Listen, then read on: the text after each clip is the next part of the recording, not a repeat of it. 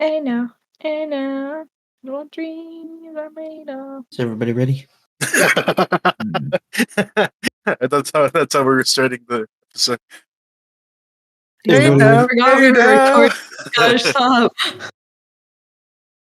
That's staying in there, by the way. That's gonna be how the opening is before even the actual episode. It's just gonna be you singing, hey now, this is what dreams are made of.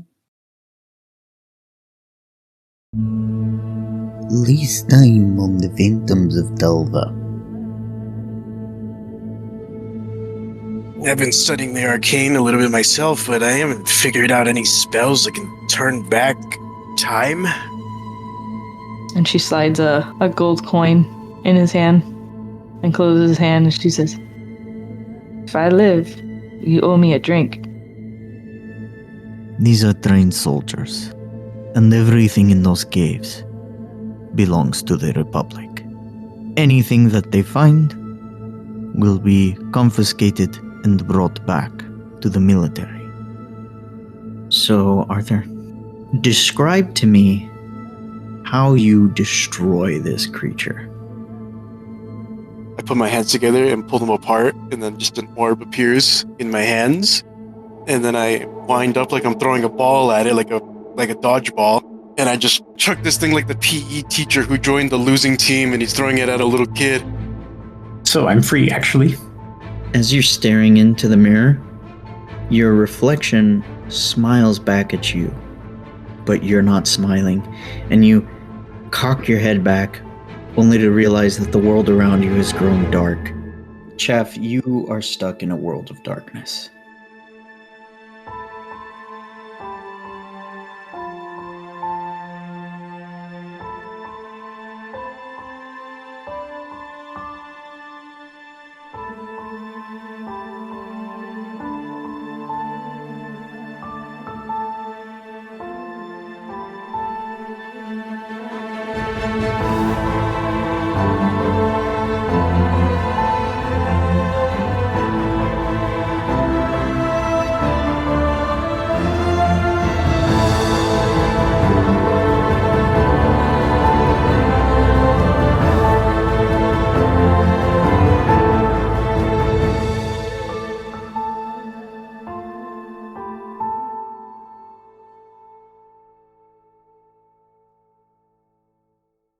So last time, as you guys will recall, you guys defeated an individual who had become a strange clay monster, and afterwards, Chaff was stuck inside of a mirror.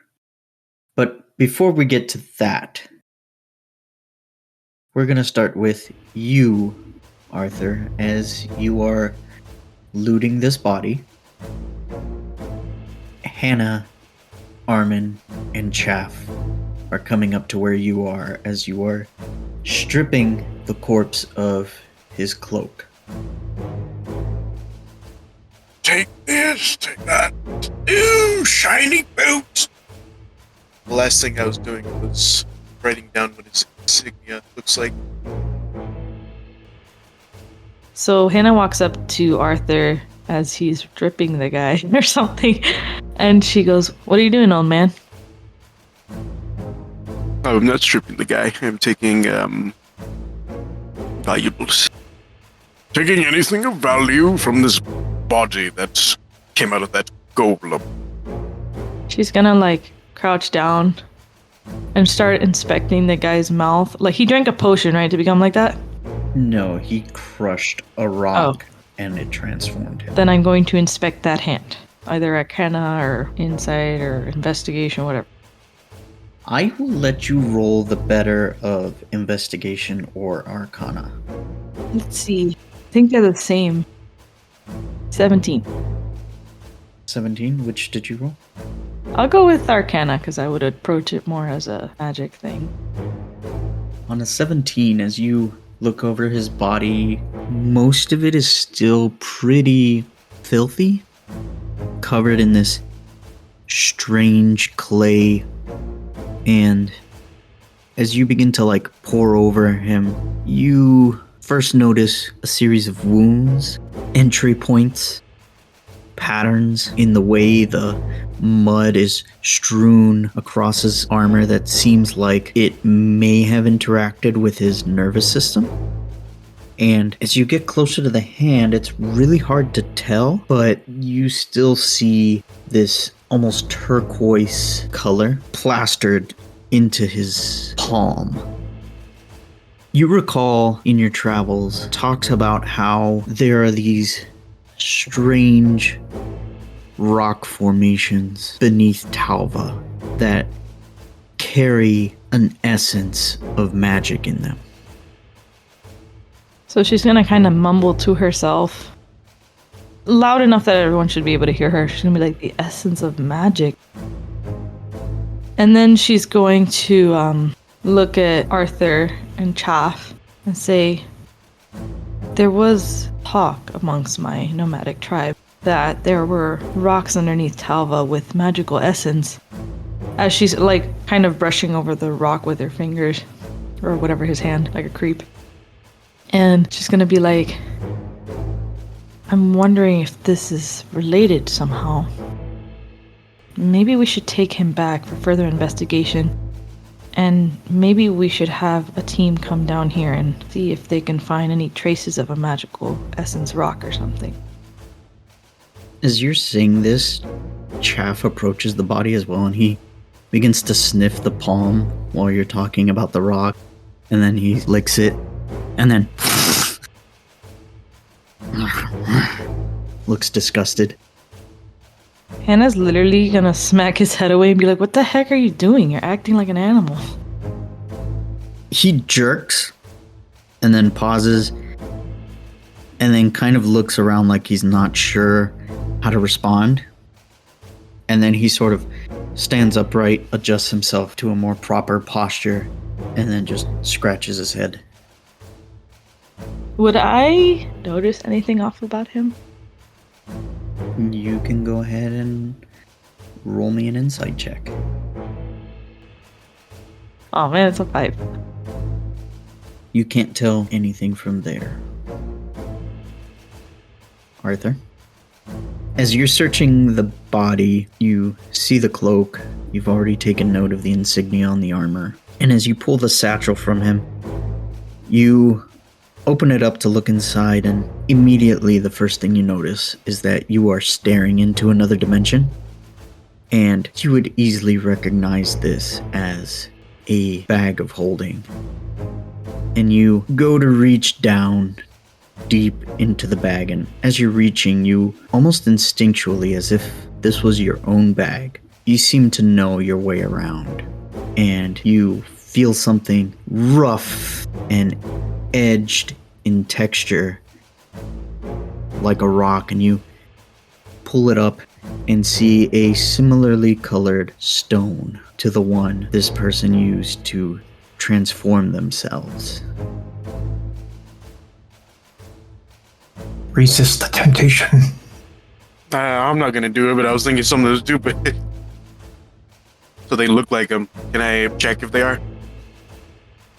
How would you check? I guess I won't check if they're the real thing. I don't think my plan would work if their nervous system doesn't work. Let's stick them up to a generator. I'll just keep the crystals. Not announcing really anything I find, but not trying to hide it. Yeah, as you had pulled that up, Armin does look at it. I guess there is some stuff you're gonna end up keeping here after all, huh, wizard? With this bag, I could be keeping a lot more for myself. This is for my own personal accumulation of knowledge. Is that a problem? Not for me, but I imagine the captain might take issue with that, seeing as he was so protective of, whatever was in those crates we saw. He said there were foreign soldiers. The boxes scraps until the magic is introduced to them. So, you're saying that that's a heart? I don't know what this is, but it matches in appearance. What's that fellow over there? Kick the body that I'm standing on, or standing near. Crushed to become whatever the golem creature was. I guess you're right. He kind of kneels over the body. It's a shame. Wish we could have gotten him to talk. Well, he didn't want to, and he saw the outcome of his choices. Armin looks up at Chaff. Do you recognize him? And Chaff looks over and just shrugs his shoulders and shakes his head. So Hannah kind of stands up and she's like, all right, well, do we have a means to move his body or should we wait for the army to come in? Well, I'd imagine they'd probably be sending scouts down here to see how we're doing. It's all right with you guys. I don't think there's anything else down here, unless you want to look around a little more. I'm not really sure. If this was down here, I don't know if I want to run into any more.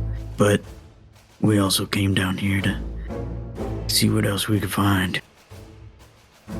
She looks at Chaff and she's like, is there another room maybe where that we could possibly find items or anything of importance left behind perhaps?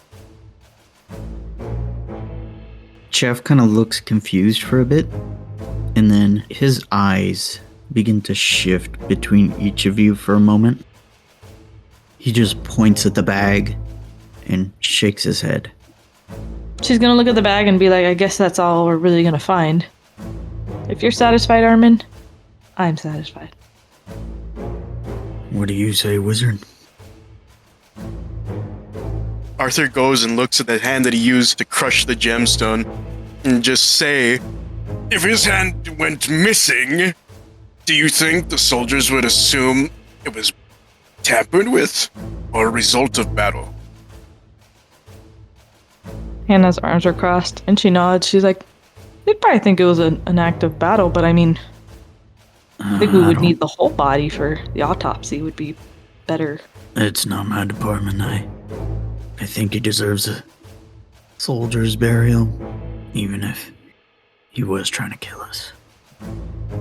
I doubt he's deserving of a soldier's funeral if he was stupid enough to fight. I don't think he deserved the honor of a soldier. Anyways, I think we should take the whole body intact. There seems to be markings throughout his body, so let's just take him, get him cleaned up, cut him open, you know, wizard stuff. Can I fit him in the bag? Oh my god! That was a completely serious question too. He's like, can I fit him in the bag? Like, That was a player question as well. You put medium people in a holding bag, or is it only small? I think technically you can. Hold on a second. A bag of holding can only hold 500 pounds. 3 characters, 2 of whom are heavily armored, and all their equipment almost certainly exceeds that. That's the primary concern, not volume. 64 cubic feet is plenty of space for a few humanoid creatures. Yeah, you could fit a body in. He doesn't have a lot of equipment on him. I'm totally helping you with that. And I'll start doing that without a word. Just like, we should take him wizardly stuff, like you said, and just look at the body, open up the bag, put it on his head, just start like shoving him in there with my foot. Armin is watching in horror as you guys do this.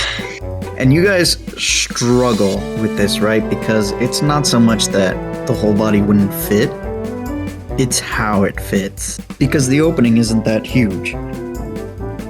So hold it open and I'll like kind of get him in. You guys have to finagle him in. This is like a tight fit. Is this a Looney Tunes skit or a Three Stooges skit? Neither.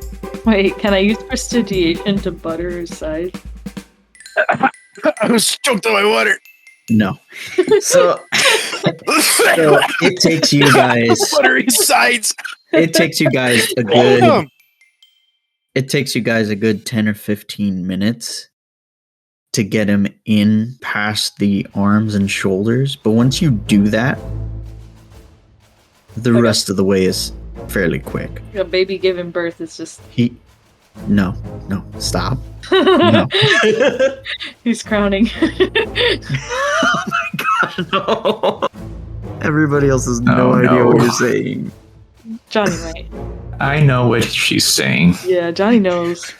Oh my gosh. Anyways, so you get him in, you close up the bag, and because of the magic of the bag, it weighs no more than 25 pounds. So you're able to take it easily, but by the time you guys are done, you do hear the sound of soldiers shouting and approaching where you are. So, let's go. Sounds like they made it down here, alright. Yeah, vamos. Alright. So we are going to fast forward it here a bit. You guys meet up with the captain. Arthur and the captain have a bit of an argument over what to do with the crates, to which the captain completely ignores Arthur, with the exception of allowing Arthur to take the bag he procured in the caves. Chaff is shackled again, but at the word of Armin, Hannah, you are allowed to walk free. Good. So we find ourselves back in the town just as you are arriving. Arthur. Yep. The sun is setting. You feel this mystic energy beginning to stir throughout your body as your feathers begin to glow a strange color. And it's gonna be like, Arthur, your magic is showing. Like, what? Look down at my flag. Ew. Your magic is showing. That's a shame. Like, ew. I guess this will be the time to ask, so you can say no, and I could be sad No. that if I would already know that disguise self covers up that. Disguised self would not cover you. You would still be glowing. How would it not cover me? If I used it, what do I look like? You would still look like a translucent version of whatever you attempted to cover yourself with. And then what would happen when I finish transforming underneath my disguise? Your disguise would be translucent as well. Mhm. So people would be able to see through it. You'd look super weird. But once it's done, though, I go back to not being translucent, right? No, you have that ghostly form and that glow throughout the night. No, okay. Then I have an idea. Saying that, can I, like, sleight of hand my wizard book, my grimoire, into my other hand? I mean, who are you trying to hide it from that you're... Everyone that can see me right now? Okay, go ahead and roll me sleight of hand. 16. What is it that you're trying to do? So when Hannah says that, I want to quickly grab my grimoire and trying to, like, place it, like, in a way where it looks like I can read it, but I don't have it, like, in front of my face, and just say to her, "Oh, don't mind me, it's a spell I'm practicing, invisibility. I can't quite perfect it, so best I can do is translucent. I wouldn't mind it." Okay, Hannah just looks at you a little weird and she's like, that's pretty cool. Are we at town or we're still walking there? You're in town. And I want to disguise myself as me. Oh, you're kind of getting it. Yeah, eventually. Very useful invisibility is. Well, you keep that up. When you learn it, let me know. And I'm actually gonna go turn in for the night, take a nice shower and stuff. Kind of muddy. And bloody. Yeah, that too. At this point, the soldiers are unloading the crates, bringing them into the barracks that are directly attached to Town Hall. People are beginning to move around. Some people are headed towards the clinic to get supplies to treat some of the wounded that encountered some of the traps in the caves. And Hannah, you are headed towards the inn, correct? Yep. As you walk in, you see Natasha. She looks up at you. Oh, I see that they did not throw you in the prison house tonight. She kind of does like a nervous chuckle and she's like, yeah, hopefully I don't have to go back. I'm gonna go to my room now, if that's okay. I'm sorry. I'm really... That is okay. Did everything turn out okay in wherever it is that you all went? Yeah, it was alright. I mean, it looked like they mostly cleared out. Besides some traps, there was some who lingered and fought. And she's kind of like walking to her room as she's saying that. But I'm sure you'll hear all about it as the days progress. I'm sorry, I'm filthy. I need to shower. No worries. You go on ahead, my dear. Would you like me to bring you something up later to eat? Yeah, that would be great, actually. Thank you. Alright, I will go ahead and get that prepared for you. Do not worry. She kind of like smiles softly at her and goes to the room. So you head up to the room. Are you turning in for the night? She's gonna shower first and wait for the lady to bring food and then she'll turn in. Okay. Arthur? I don't know if I said this already, but you do see them haul Chaff off. Is he acting strange while they're hauling him off? Trying to bite their fingers? Like a chihuahua that someone that isn't family just touched? He seems collected. That's not out of character. Oh. I know Chaff is acting weird, but Arthur doesn't care about anyone else. He's like, funny lizards not being funny. Alright, go home time. So you headed back to your tower? Yeah, I don't say anything. I'll just see that he's being taken away and go home. Alright. Are you gonna do anything in this time, or are we going to be skipping to the next day? I'll begin to organize my tower and not get very far before I go upstairs. You go back again to the same chair you sit in every night, and you drift away into a dream space as the disguise you've put on yourself dissipates and the old you sits in the chair. This time you find yourself again down by the river in a place far north from here, which you know to be the city of Rumstead. You're pacing back and forth along the shore, staring down at this strange watch, waiting. Waiting until the hands reach the time that I had marked onto the side of my watch.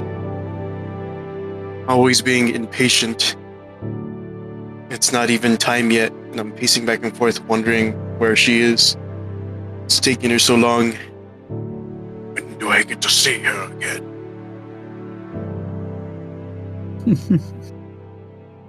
So impatient. You hear this voice that seems to come from nowhere. What? I wasn't impatient. I was just admiring the watch. It works now, doesn't it? You're such an interesting person.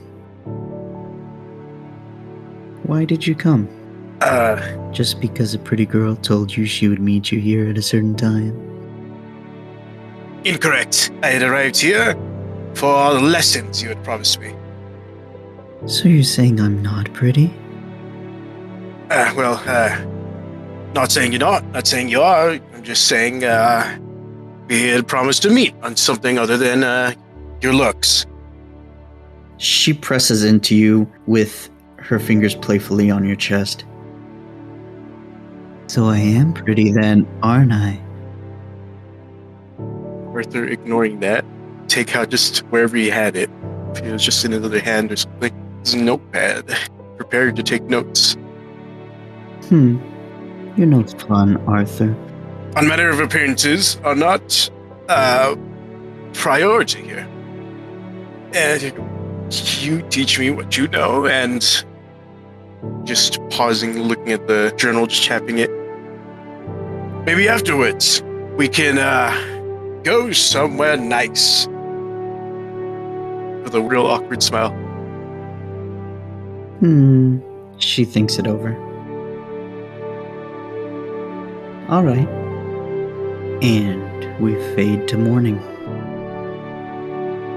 After that had happened and realized that I could have been better prepared, I began to clean out my tower for items that I've procured or already had from my past. What do you find in this tower of yours, aside from what's in the museum below? I find my old rifle. A rifle that was given to me at time of war that I had over time maintained and improved. Bolt action rifle, the wood bright in color, the metal dark black color. On the side, my name carved into it, and then on the other side, the name Faye carved into it. You pause for a moment, looking at that name, and think it over, and then you spot in that moment your old uniform. I hold on to it, looking over all the damage that was done to it, and then repaired, put it to the side with the rifle.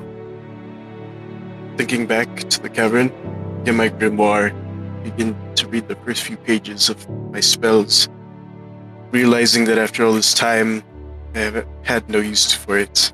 Opening up further pages, dusting it off, realizing it's grown, tattered with age.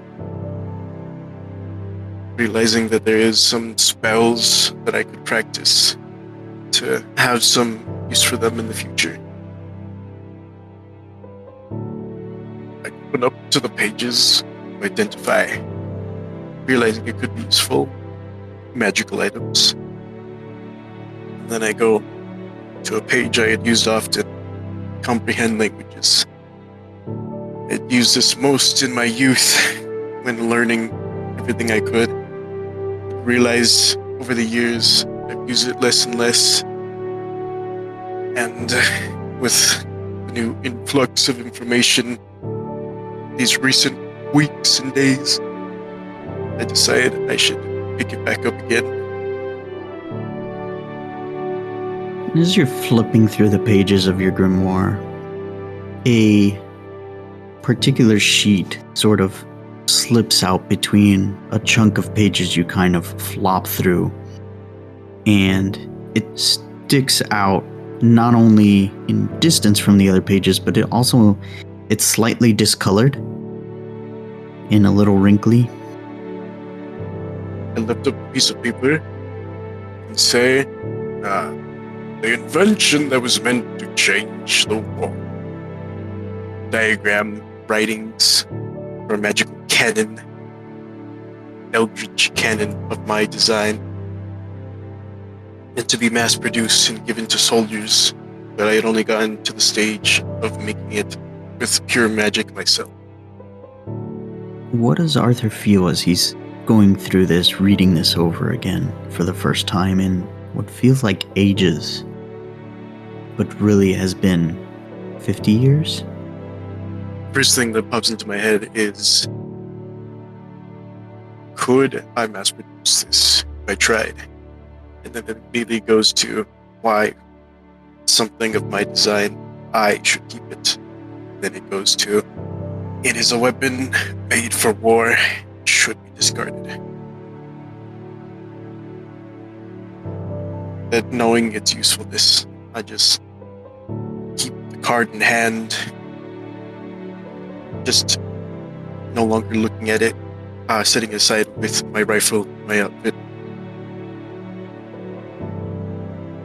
begin to go through the rest of my boxes of things. And of course, end up with more books of designs I had for the war effort. Flipping through them, seeing that I didn't get really far on any of them, and end up on something that I see as mostly completed. So I stop on that page. A design for a protector. I had gotten to the stages of being able to make a prototype, but it stopped there. I had not gone through the prototype because I realized it needed a heart, gem, magic for it to become reality. Something I did not have, or perhaps did not want to use on something other than myself at the time. Sure enough, as you're poring over this, you look up for a moment and you see the satchel you had procured the day before. Looking back and forth from the satchel and the blueprints, I kind of, in a kind of frantic way, reach and grab out a gem. As you're reaching in, you feel the rotting at this point body of the individual that you guys fought, and you feel a few more items in there than you did last, until you finally grab hold of not one, not two, but 3 of these gems, and you pull them out. Are they all the same size? They're kind of like in the raw, if you will. These are Misshapen pearls? These are like raw crystals that have been harvested from within the caverns. And so they have like various shapes and jagged edges, but they're all more or less the same size. Holding one of the gems, physically placing it onto the paper where the heart, the design would be. Placing the other 2 gems back, I would attempt to make the heart with the magic from the gem itself combined with my own. I have it transformed into the heart of the machine. So now I transform the crystal to a crystal heart for the machine. And having nothing else really available for its physical properties, I decide to use the gem's magic itself to make the machine. From the design blueprints and the magic crystal, I make a dragon. It is very clockwork in nature. Its movement, its idle, everything about it is constantly ticking like a watch. You put your hands to either side of this gem, and arcane circles that glow a fluorescent green appear, and as you begin to turn your hands in various directions, this crystal begins to crunch and shift and change to a crimson red, and then, almost as if out of nowhere, sand seems to pour in from every direction around this crystal, and it begins to shape and form this draconic body, and the sand seems to harden almost into glass at first, and then changes to a more metallic sheen with a slight green tint to it. You begin to hear the ticking of a clock as this creature comes to life. And after a good hour or so of you doing this, your work is complete. And before you, you have this small clockwork dragon staring up at you. Looking at it, taking in its design, one-to-one with my blueprints. I grab the piece of paper with the cannon on it again, and I look back and forth with the cannon to the dragon, decide to make the cannon next. With the same process, using my own magic to make its physical form. Instead of it being really like stout, like it's just like a how you think of a cannon in your head, it is long and thin, kind of like an artillery piece. And the legs that it has is many legs. It walks around kind of like a spider, many mechanical legs. And after a good few minutes, this thing is clanking around. And you seem to have lost track of time at this point. sort of relearning, rediscovering things you thought you had forgotten. And then you hear a knock at the door. I guess I'd quickly cover my uniform with the blueprints of the Eldritch Cannon and the homunculus, and then go and answer the door. And with that, we are going to shift over to Hannah as she wakes up at the inn. Well, firstly, she wakes up very shortly, like 4 hours after she goes to bed, because she's an elf. So she wakes up in the dead of the night and she starts thinking, as she normally does. And she starts contemplating the events of the dungeon and just really starts to think, man, I need to get stronger. She's actually somewhat relieved that she didn't find any traces of her brother or her past life in the dungeon. And the fact that they're not putting her in the prison is also putting her at ease, because she still wants to learn from Arthur, and she was deeply considering leaving the town because she was so stressed out. She doesn't like being in the limelight, and she really felt like just in the middle of everything, feeling like they might calm down. She starts getting up hopefully, and as the sun gets up, she starts leaving her room to go get breakfast downstairs. And as you make it down, you smell various meats cooking, and the scent of coffee just greets you. And as you come into the open tavern area, you see across the room, sort of still wrapped up in various bandages, is Boars sitting at a table by himself, sort of staring at a full plate. It doesn't even look like it's steaming anymore. He may have been there for a while. She walks up to the table and she says, "Is this seat taken?" He jerks a bit, startled by your voice, and looks up and attempts to give you a smile. No, you can sit. And she sits down and she looks at his plate of food and she says, "You're not hungry?" Kind of hard to eat after witnessing your entire family die. She kind of nods her head, kind of understandingly, and she says, "Well, one thing I learned in life is that you still need to take care of yourself. I know that's hard, but it's definitely what your family would have wanted for you." He sighs. It isn't that I've given up.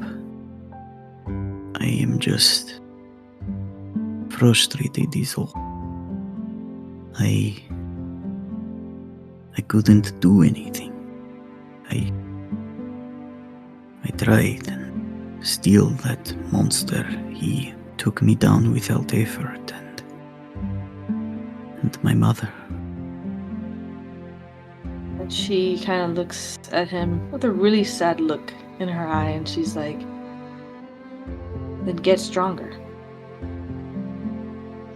How do you propose I can get strong enough to fight something like that? Well, just start with what you know, start with what you're good with, and learn new things. And, that kind of strength doesn't come from just sitting around. It comes from hard work.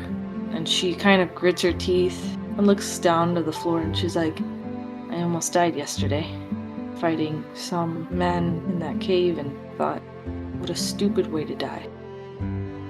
She kind of grits her teeth, and her fist is like tightened up on the table. He reaches over to put his hand on yours. I do not know about where you come from, Hannah, but a warrior's death is honorable. You didn't even have to do anything. You aren't from here, and yet you bravely went down into those caves, and you fought well, and you are still here. And she looks at him very seriously and she's like, "But I need to be stronger. I can't count on people always being there. And who's to say that the people that were in those caves won't come back and hurt everybody else. I can't just wait around. She looks frustrated again. Then I guess both you and me should try to get stronger, huh? I was recalling of my time in the tribe. I had a master who taught me several sword techniques. Honestly, I never took him as seriously as I probably should have. But I really would like to practice them. And I think that would make me very happy if that's okay with you. You fight with sword? I do more than play a lute, and she pulls it out and starts doing an air guitar like there. He smiles for the first time in this conversation, and he straightens himself a little and actually picks up his fork and shoves it into a piece of bacon. You know what? Perhaps we should spar together. I'll take it easy on you. I'm pretty quick on my feet, as she waves down the waitress to order her food. Natasha comes over and brings you a plate of bacon and some eggs. Would you like coffee as well? No, I don't want him losing a battle and saying that it was because of the coffee. They both just break out laughing. If anything, sweetheart, he would say that you lost because of the coffee. I'll bring you a cup. As she's walking away, she gives Boars a look with a smile, a sly smile, and walks away. You both go back and forth talking over breakfast, and then some time passes and the two of you meet out in a field at noon where you had agreed to. Boars is wearing his armor and carrying his sword, and you are standing at the ready. She's a little over cocky with this. Do I roll for it? Mm-hmm. 9. Oh boy, that'll be fun. You immediately go in to strike at him, and he just sidesteps you and then shoves you in the shoulder. Ah, and this is the great techniques your master has taught you. No, and then she's gonna do a unarmed attack where she does like a leg swing at his feet. 23. That hits. Go ahead and roll your damage. Yeah. 5. You swing around and kick him in the side as he's talking to you, and he flinches and grunts. Not bad. I see your master taught you well. And as he says that, you flash back to your face in the dirt, and you put your arms out to your sides and push yourself up, and you look up and see your master, a tall man covered in bright orangish brown fur with a glorious mane of red and some gray peeking down from his goatee. With his booming voice, he's laughing. Oh, Savannah, how many times do I have to tell you to keep your guard up? Savannah gets up from the dirt and dusts off her pants, and she's like, "Why I have to do this is beyond me." If you're going to be surviving in the wilds of the world, you need to know how to defend yourself, especially when you don't have a weapon. Now, stand ready again. I'm going to hit you. And he rushes in, and you're back in the battle with Boars as you see him coming at you full swing with his sword. Does a 15 hit? Yep. And he broadsides you with the blade, doing 11 points of damage. Yikes. That's a hard hit. Alright. As he slams you, he almost immediately, like hurricane, spins right into a second strike. That is a 9. I believe that doesn't hit, correct? Does not. You see it coming this time and you just bend backwards at your knees almost.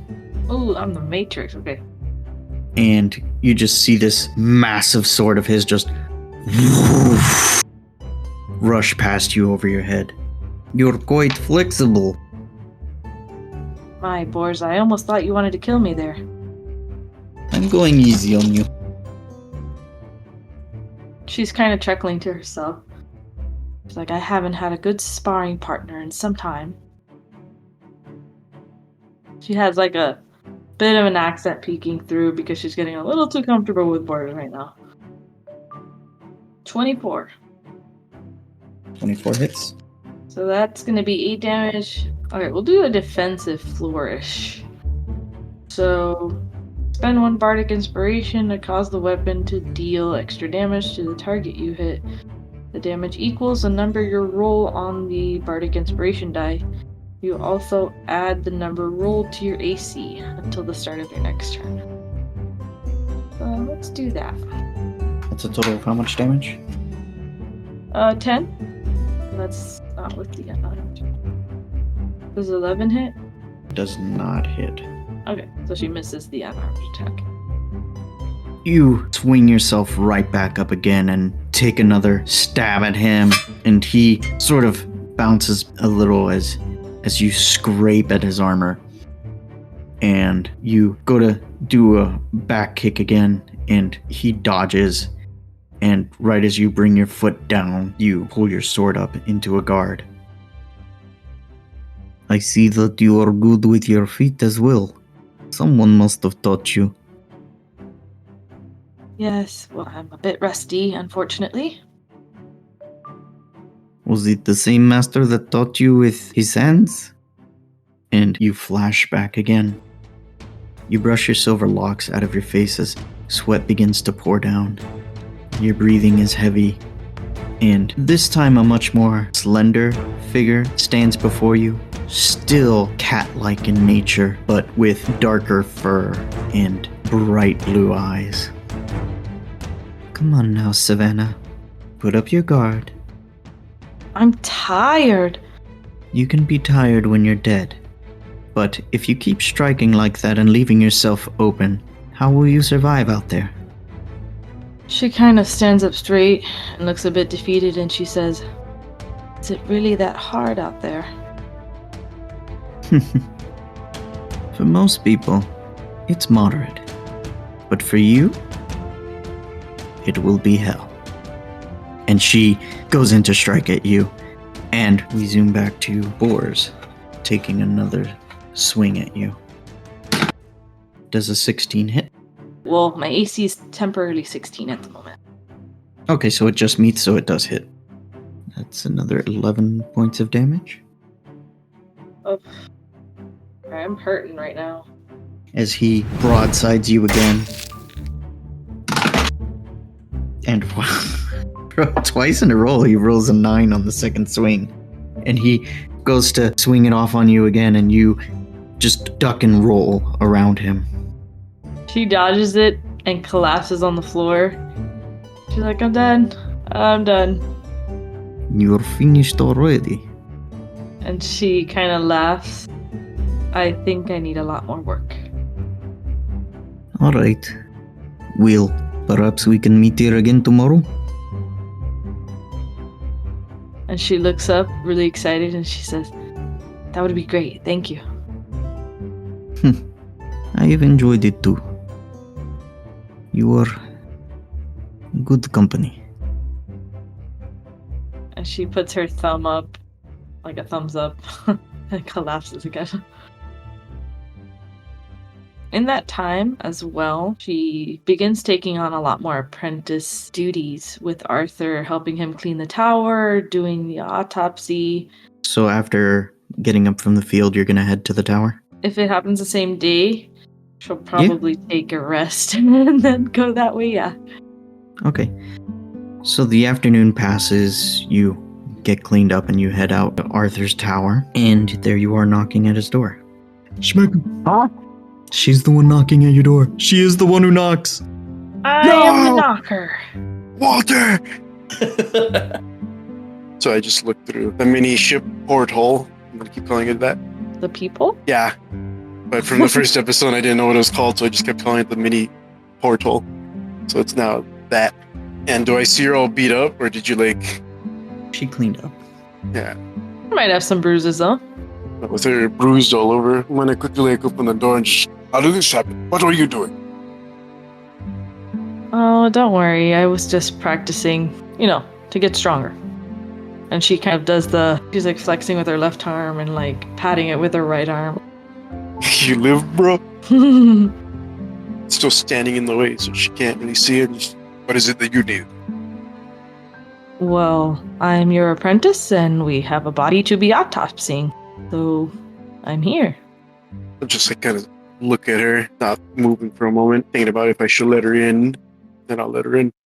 Clear off the table, and I wouldn't recommend touching much else. I've been organizing. Oh, well, if you need help with that later, I am your apprentice, here for helping and learning. Turned away, starting to move back into the building. I just say without looking at her, Apprentice of Magic, you should not trifle yourself with the cleaning of my tower. Well, if you're so busy cleaning your tower... Say that to Mickey Mouse. What? I said, say that to Mickey Mouse. Your mom. So, she says, well, if you're so busy cleaning the tower, how will you get around to helping me? And she kind of shrugs and she says, oh, by the way, I'm not going to touch this body. She looks like super disgusted. I'm just going to watch and observe. And just now turning around and looking at her annoyed, just... So, you came here to help with the autopsy, and the hell is watching. Well, maybe I'll see something you don't. Unless you have someone who can do a proper autopsy here. Figured the more the merrier. I doubt anyone here has that knowledge. Well, the mayor might know someone. I mean, they do have an army, for goodness sake. I'm sure autopsies aren't beyond their skill set. It'd be very hard for her to withhold knowledge from me. I believe, besides the doctor, I am the one best suited for this. Okay, then I will watch and I will learn how to do an autopsy from you. In the event that I ever have to do an emergency autopsy. I am not proficient in wisdom, I lied. Then I'll go inside, clear off the table, and instruct her to hold the bag like at the edge of the table and just yank him out by his legs. My character has put on a mask and some gloves. And now he's on the table. And now he's on the table. Ugh, he stinks. As we're like pulling out the body, she's kind of like, hey, maybe we should visit Chaff after this. I mean, I really don't think he should be in prison. I mean, he did help us after all. Why was he put in prison? Because he is closest related to things found in that cabin. You are a stranger here, which they were suspicious about, but you weren't found where our enemies have been hiding. That's true. Do you think there's any way we can convince them to let him hang out with us? I doubt it. The mayor and the captain, they're stubborn in their ways. I doubt anything I can say will get through to them anymore. And as she's putting, getting stuff ready for the autopsy, she's like, so you think if I ask Boars? And then she kind of cut off and she's like, oh, never mind. Maybe I shouldn't. That might be insensitive. And to continue what I was doing, just going, So, DM, I'm taking his armor and I'm throwing it in a box. It's mine now. Okay, it's just regular old armor. Nothing particularly special about it. And his clothing underneath is pretty rank. It's got oozes and goo all over it, partially from his monstrous form and partially from just the body rotting at this point. There's just things seeping out of holes. How long has it been since we put him in the bag? It's been close to a day at this point. True. You have maybe 3 more days before he really begins to decompose. Right. He is stiff. I'll begin immediately once I see that he's already nasty. I'm gonna cut along where I see the goo is going along him. You said it's like a nervous system? No, the goo that's coming out of him is like normal body fluids and goo. No, back in the cavern, you said that he had like clay looking like a nervous system trailing along him. No, what happened is it looked like it was injecting itself into his body at certain points, almost like it was trying to control parts of his nervous system. So what you do see around him, kind of like the ports on people in the Matrix when they get out of the Matrix, like all the ports throughout their body. I haven't seen that in so long. I don't remember. That's kind of what it's looking like. So I'll cut it near those areas then.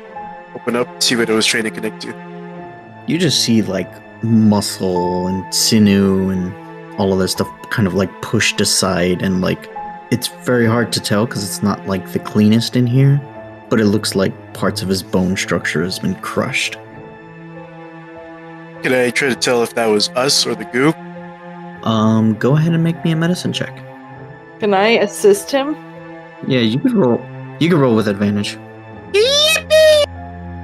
One. No, I'm just kidding, guys. It's another 5. It's 8 twice. You fool! You have a hard time with this. Medicine is not your forte. You are not familiar with what it is exactly that occurred to him, and you just look and see crushed bone. It could have been from the fight. It could have been when Armin blew off his arms. There's no telling. Well, this is gonna sound weird, but I'm still gonna do it. I'm gonna cut apart his hand. It's with the one that crushed the gem and see if it's funky underneath. You're trying to see if under his skin there's something.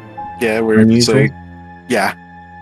I mean, again, on an 8, I can't try again on the really magical part where it happens. you want to check Arcana-wise if you see anything? Yes. Okay, go ahead and roll an Arcana. 24. As you're slicing his hand open, you're not super familiar with anatomy, but you could tell from the way this thing entered him, the way it was moving, it clearly took over him. Some magical entity took over his body and used him. Hannah, whatever we fought in those caves was not this person anymore. Perhaps once we've grown stronger, we can remake instance that caused him to become the creature. Truly see what the deal was with that thing. Recreate? She looks slightly panicked. I don't know if I'd feel comfortable recreating such a thing. I mean, he clearly had no control over himself.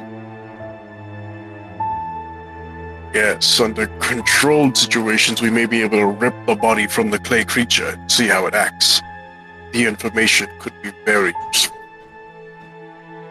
She looks at him and says, okay, but very small, controlled. I would hate for something like this to get out of hand or into the wrong hands.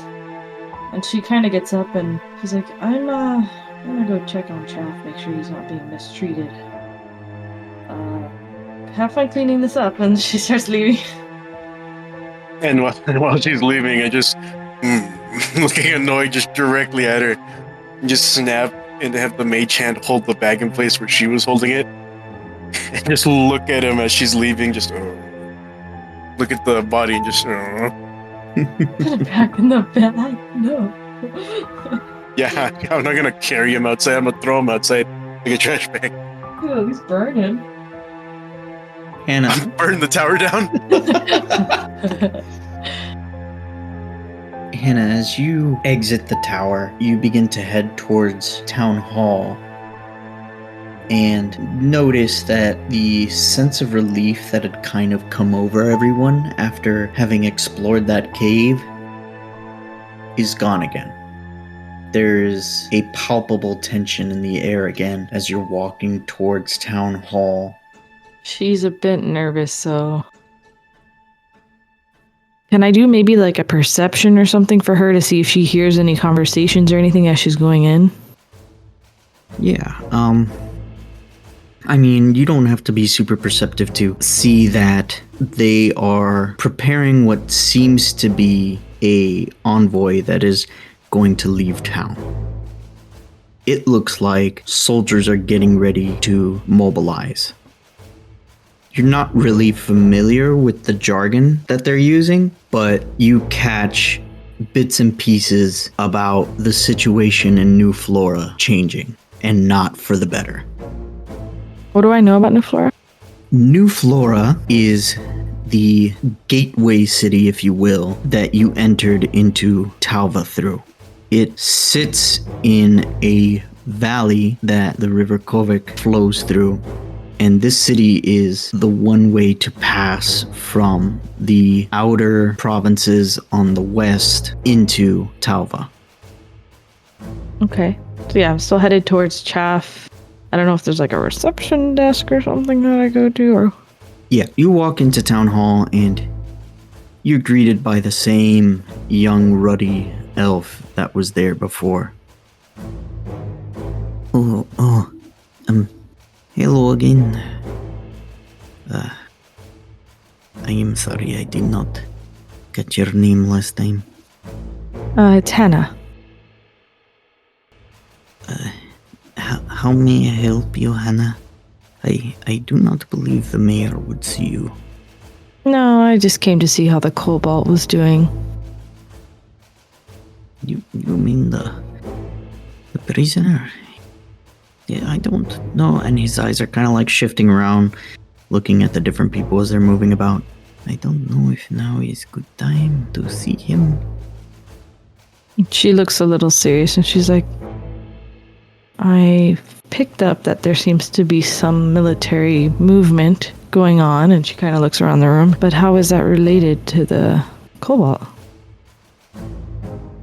Well, especially after finding all of that Groznik technology down in the caves, the situation in New Flora, and he's like nervously playing with his hands, looking down. It doesn't look good right now. We are sending troops to the front lines, and they're possibly going to take him with them. There's a lot of talk going around. Oh.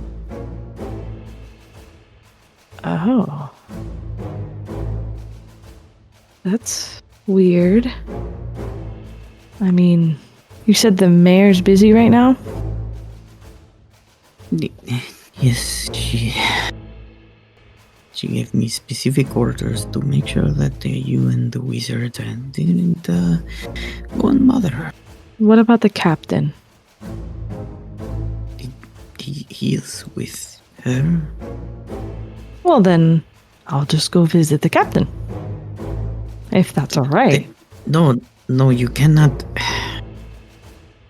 They are together right now, going over things in her office, and you cannot go in.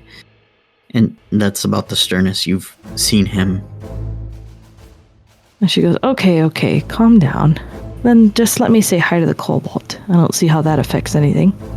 Just a visitation. You can go visit him, but I don't recommend you stay there for long. Oh no, I'm not gonna have tea with him. Don't worry. I'll be in and out. I wish I had some tea right now. He kind of laughs and she's like, maybe I'll get you some later. You would? Some of Arthur's? Arthur's a little busy right now. I don't think you want him handling tea at the moment, but I could probably get something for you. Don't you worry. But later, not now.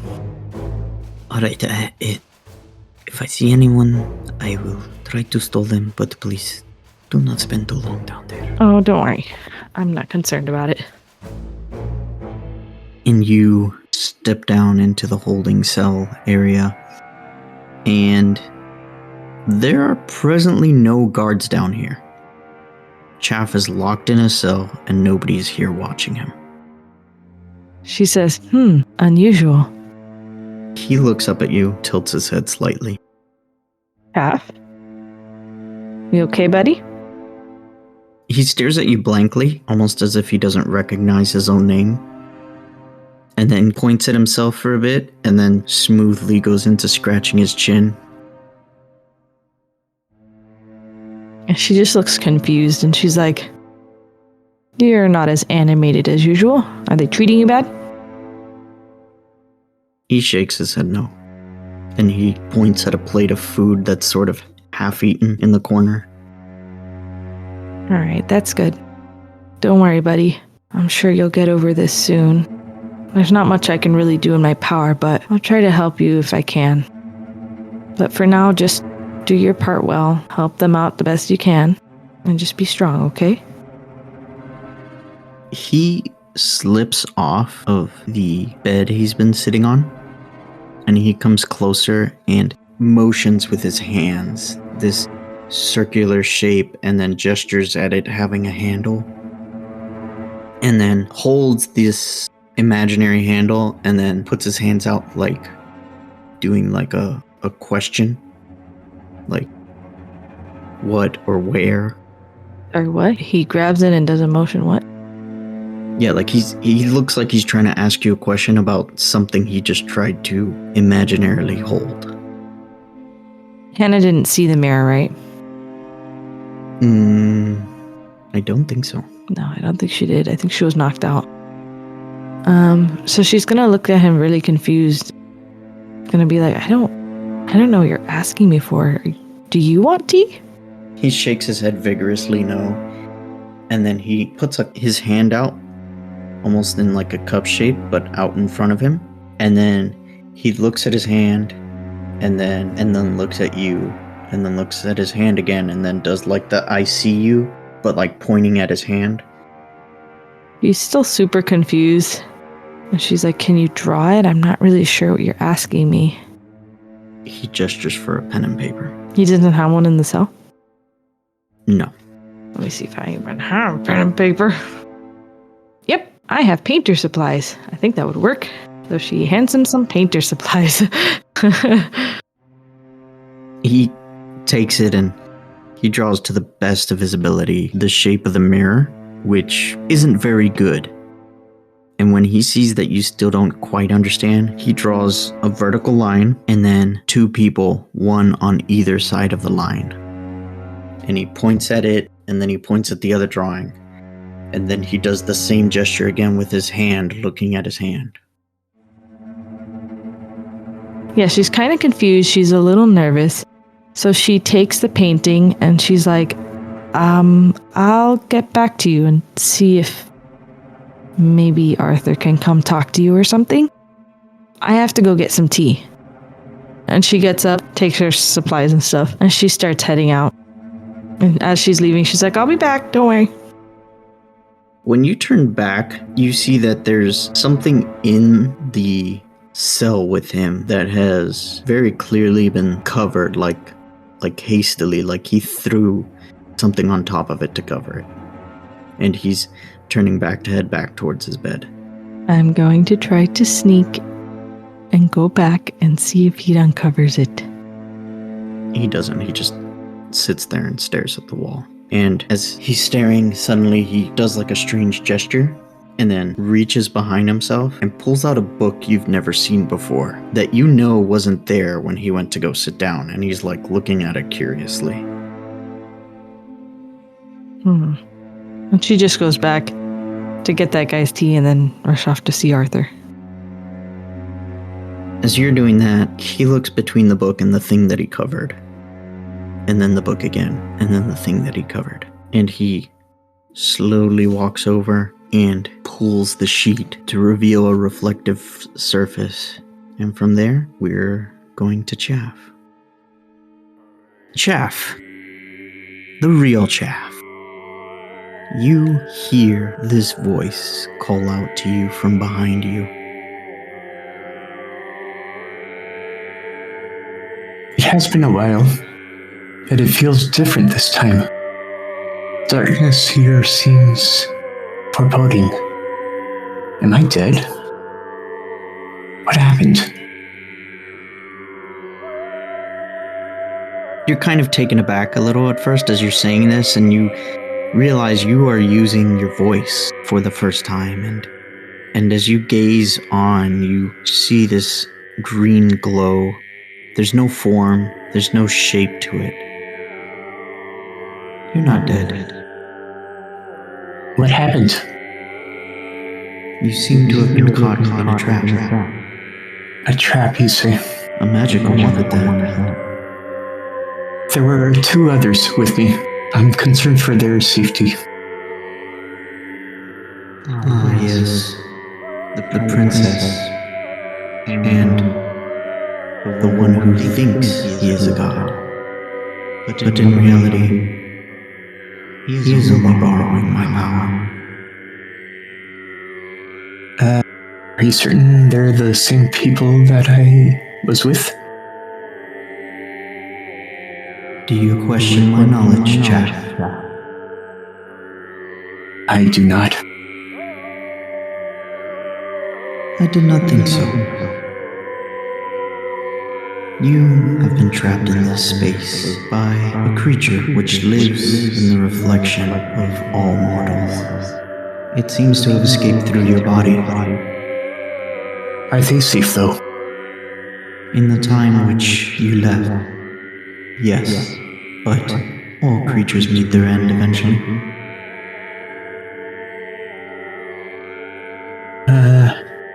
You mentioned once the elf is a princess, and the other, the owl. Are they special somehow?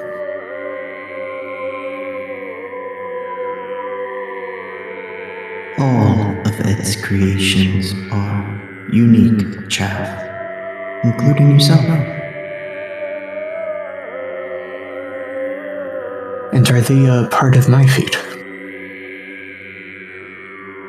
What is fate, Chaff? You mean the end which I see for you? Yes. The end you see for yourself? Yes, my own end. You will do many things together. They have a great deal to do with you, and you with them. I'm happy to hear that. I like them. Will you tell me what you're planning? What I know and what I see are more than I can divulge to you. But I can give you a gift, a token of my watch over you.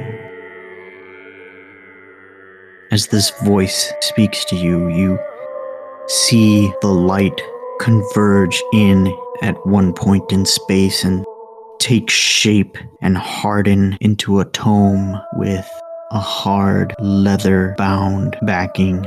And on the face of it, you see various hands like that of a clock in different sizes and lengths and sort of ticking at different speeds with writing on the arms in various languages. A gift for you. Thank you. What should I do now? How do I get back? Now? That is a question. What is now? What is then? These things simply happen to me. These things simply are, and were, and will be. Look there. As you turn, despite this voice not having any hands or form to gesture in any direction, you turn instinctively and see what appears to be a glimmer which turns into your own reflection. And I need you to make me another wisdom saving throw. 19. This creature smiles at you, and then you see the glimmer vanish. That was not the now you were looking for, was it? I'm not quite sure what it was, though. It appears that whenever it looks into its own reflection, you have another opportunity. Like this one. And again, you turn instinctively to see another glimmer. Again, it takes shape into this reflection, and you need to roll me another wisdom saving throw. Alright, let's see. Roll. And that was worse. 10. It shuts immediately, and you turn almost instinctually to another glitter that appears that again takes this form, and you seem to notice every time you look at it, the surrounding area of this reflection changes. And I need you to make me another wisdom saving throw. 18. Doesn't quite make it. The portal, if you will, closes again, and you turn again and see yet another. Chav, my son. I'm here. If you wish to escape, you need to reach into yourself. Use what I have given you.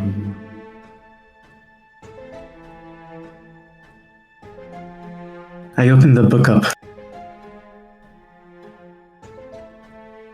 From its pages, you just feel new knowledge rushing through you as what can only be explained as this exhilarating and yet dreadful feeling you feel as time just passes through you. I need you to make me another wisdom saving throw. One more time. Oh. 10. Huh. I also have a cleric feature that I use the ability to glimpse into the near future. I'd be about 25. You reach in deep as you feel time itself is passing through you, and you open your eyes and they're glowing green as you stare through what seems like an endless corridor of moments. And you pull back into yourself this energy and push through. And you find yourself sitting in the back of a wagon headed on a road north. And it has been 2.5 weeks since you were in that cave.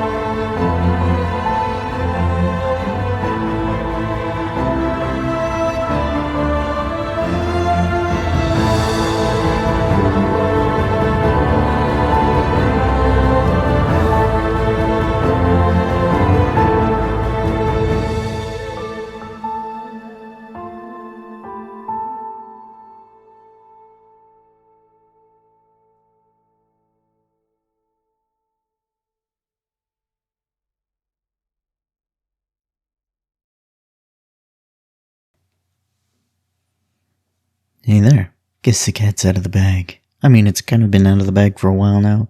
It's licking itself in the corner. But we are not exactly playing by normal rules here at the Silent Bard Tavern, as I'm sure you can imagine. Each of our characters is playing 2 classes simultaneously, what might be commonly referred to out there as Gestalt rules. And on today's episode, we went from level 1 to 3, or in Arthur's case, from 2 to 3. But enough about that. We thank you for joining us.